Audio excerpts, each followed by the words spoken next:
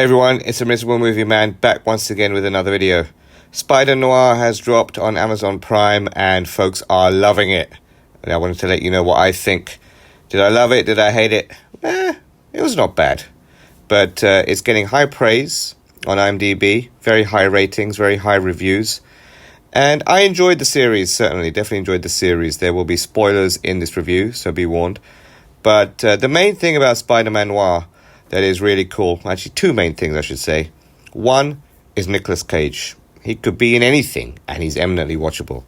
Just hearing him do sort of 40s style accents and imitations of people like Humphrey Bogart and Harold Lloyd and these folks, was really entertaining for me. His physical mannerisms, his gait, his speech, everything, even the cha-cha that he does later on. That was very fun to watch. A second thing that the show has going for it, which I think is really cool, is there very much a noir feel to it. Now, I've watched it in the true hue. I will watch it in black and white at some point to see what the difference looks like. But it really did feel like an old 40s thriller, an old 40s throwback. The costumes were great. The sort of, plot elements and pacing were very similar. And the homage level, I think, was pretty high. So that was really enjoyable. But other than that, for me, it was okay. I mean, plot-wise, it wasn't anything new that we haven't seen. People were experimented on, maybe to try and get a super soldier. And as a result, there are some superheroes and supervillains kicking around. Spider-Noir is the main... the Spider, I should say, is the main hero of New York. And, he's been around for a while and he helps people. And he's really, private investigator Ben Reilly. An interesting choice of name because obviously in the comics and in Into the Spider-Verse, Spider-Man Noir is Peter Parker. But I believe Sony were not allowed to use that name for copyright purposes from Marvel in this show. So they called him Ben Reilly. What I would have liked to have seen, though, which would have been cool, is a point in the series they say that Ben Reilly... or Nicolas Cage changed his name from the name of the soldier he was in the war that rescued those POWs, so that's why people couldn't find him. It would have been cool if his original name was Peter Parker. Maybe that's something they'll allude to in a new series if it gets a second season. I'm not sure if that's happening. But yeah, that would have been cool. But Ben Reilly is the name. We know Ben Reilly is a clone of Peter in the comics, so Scarlet Spider, interesting take on things. And here's pretty much a detective show. Silvermane is a gangster. He's trying to take over New York. The mayor's trying to stop him. As that happens, people with power start showing up, and Ben Reilly investigates and realizes that actually it goes a bit further than that and is linked to his own origin, where he rescued a bunch of POWs in France, and they had been experimented on by the Germans, and in the process, he gets bitten by this half-man, half-spider creature.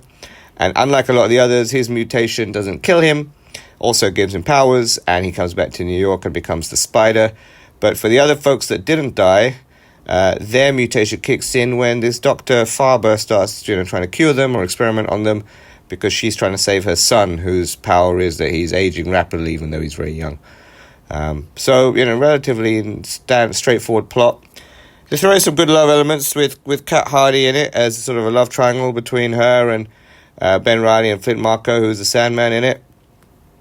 Surprisingly, Electro is called by a different name in this, Layden, not by his name in the comics.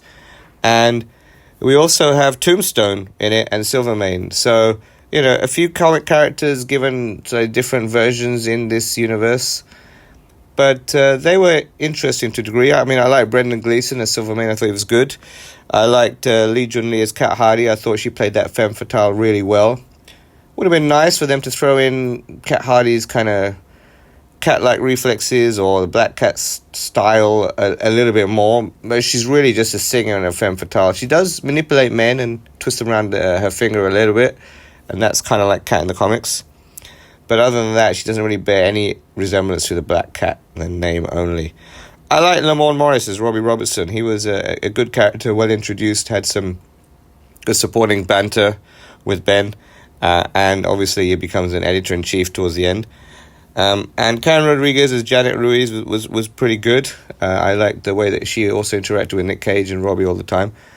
But as I said, the plot was fairly basic. The writing was okay. There were a few lines thrown in there that are definitely great homages to films and series of old, and I think they captured the sort of characterization of each of the main cast members well. But there wasn't really any huge amount of growth or character arcs. It really again focused more like an old noir detective show, love triangle. You probably know how this is going to end in some ways, but it tied it up with a happy ending, a little bow on top, which I didn't think it was going to do. I thought it was going to be a bit more dark and gritty, because people do die in this, but they went for the happy ending where everyone goes off into the sunset. But of course, the main star is Nick Cage, and anytime Nick Cage is on screen, I want to see more, and anytime he's playing Ben Reilly, I want to see more. So that was great. I really enjoyed that in the show. Whether this will last for another season, will they bring out more enemies, will they bring out more sort of plot twists? Silvermane dies at the end of this in what they say is an homage to an Orson Welles directed film noir called The Lady from Shanghai, and actually he's shot by a lady from Asia. I'm not sure where she's from exactly, but it could be Shanghai. When I saw that, I really thought more of Enter the Dragon, to be honest. I'm not old enough to have watched The Lady from Shanghai, but again, these references were thrown in there, and it was nice. The writing was good, I would say. As I said, characterization was good. The fighting and the special effects were okay. I would have liked to see a bit more Spider-noir. I think they really tried to focus more on the characters than Spider-Man swinging around and having loads of big fights with supervillains. And I guess it isn't really that kind of show. But it would have been nice to see a bit more fighting. Spider gets beaten up a lot, gets a lot of pain inflicted on him. And there are times where he seems invincible and times where he seems incompetent. So again, a little bit of a meandering between what the plot requires of the character. But overall, a fun show, an enjoyable show. I will watch a few episodes in black and white to see if it makes a difference. And if they continue in this setting, but up the ante in terms of plot or characterization or other elements, maybe even a better mystery, because, honestly, the mystery wasn't really much of a mystery. It's pretty obvious what was going on from the start.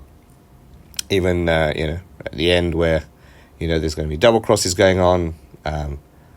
Who's behind what is pretty obvious. So that wasn't particularly gripping for me. If they could write a really cool detective mystery and have Nick Cage investigate it and use his spider powers in loads of really cool ways and use more imitation, I think that'd be a lot of fun. But let's see. Some of the episodes have been rated 8s and 9s, and overall it's an 8.2. I think for me this is a 7, maybe a solid 7, and nothing more than that. But happy to see where they go in season 2. Anyway, that's it. That's my review. Let me know what you think of it in the comments below. Did I miss anything? Did you have any thoughts on the show? As usual, please like, share, and subscribe to help support the channel, and catch you next time.